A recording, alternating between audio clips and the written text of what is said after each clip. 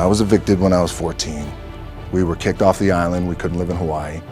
Had no place to live. When I moved to New York City, I was 19 years old, 20 years old. I had nothing. I was like a dirt poor kid with no education.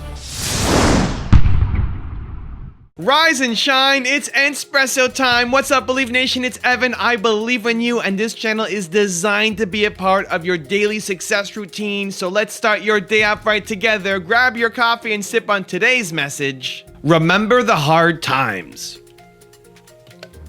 Over to you, Dwayne "The Rock" Johnson. Also, if you want to know what Dwayne and other successful entrepreneurs have to say about building unstoppable confidence, check out my 254 Confidence series, where every day for the next 254 days, I will send you a morning video for free to help you build your confidence. The link to join is in the description below. My call time is at 7. Then you back your clock up 4 hours, and then that's when I get up. I wake up every morning. Espresso keep me going. I wake up every morning. So before a big movie comes out, before back in the days when I was wrestling with WWE, a WrestleMania match, anything big that would happen, I would always take a moment and I'd just remind myself, all right, I was evicted when I was 14. We were kicked off the island. We couldn't live in Hawaii. Had no place to live. A lot of shit happened. Then when I moved to Nashville, I was arrested multiple times by the time I was 16 years old. Like, I remember that. If I were playing on this team, which my skills are, what's that term? Oh, so I would never play. But before I lace up, before I get on the court, before I play in these big games, before I go to the Staples Center, where history is there, those are historic walls there at the Staples Center. I would remember that, and it allows me then to be present in the moment and understand, holy shit, the stuff I have around me right now, this is the shit that I dreamed of when I was a kid. I am here. What helps me is to keep the hard times in the front of my mind, because it allows me to go into these big moments that I've worked my ass off, and you guys have worked your ass off. It allows me to go into these big moments with a different perspective. Now, I've got a really special bonus clip for you that I think you're going to enjoy. But before that, it's time for a question of the day. I want to know, what hard times have you gone through that keep you pushing forward? Leave your answers in the comments below. And I remember when I moved to New York City, I was 19 years old, 20 years old. I had nothing. I was like a dirt poor kid with no education. And I met all these rich kids, and I idolized them. And I was like, God, they have trust funds, they have money, they have all these resources. All of these worries that I have that I don't get to sleep over because I don't know how I'm going to eat tomorrow, they don't have. And I was so jealous of these people.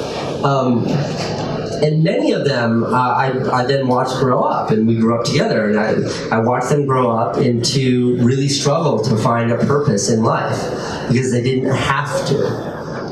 They didn't need to find a purpose. They didn't need to go out there and fight to find a job. They didn't need to go out there and just like take no prisoners and work through the night because their survival was on the line. They could always be like, I'm just going to go to bed. I've got a trust fund that'll be there in the morning. I feel bad for them. And I thank God I wasn't born rich. I'm very happy that I had to struggle so much early in my career because that's my source of motivation. I know what happens if I stop or go easy, and it sucks. It's terrible. I never want to go back there, so I'll always be fighting.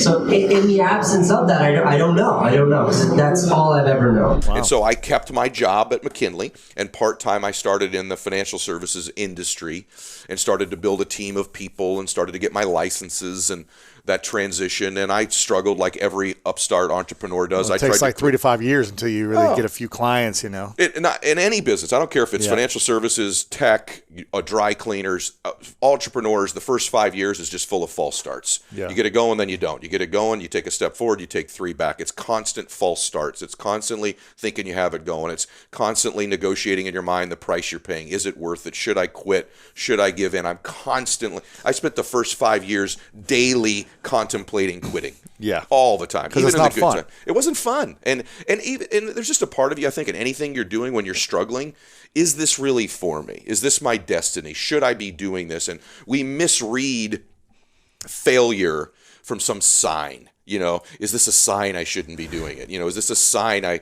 am, not cut out for this? Instead of looking for signs that you can win. right? And so I spent the first 5 years literally trying to find ways to quit, trying to find ways to get out, struggling and struggling and struggling. And I went broke. I lost a car. I had the water turned off in my place. I bought my first house. I ended up having it foreclosed on eventually. So I'm not that house with the unicorns that you saw, right? Or my beach place. Like, that's all the after. People don't realize that there were just years and years of grinding and struggling and worrying in the beginning. And then I made some mental changes and some shifts that altered my life then again. So raise your standard.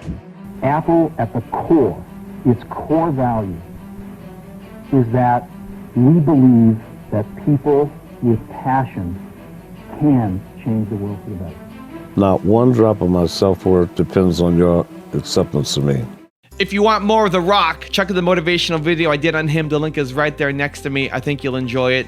Continue to believe, and I'll see you there. It's 4:45 a.m. It's still dark outside. Look at that. The lights just went out, and I'm getting ready to kill this AM cardio. You can't even see me, but it's going to be so good. It's bad.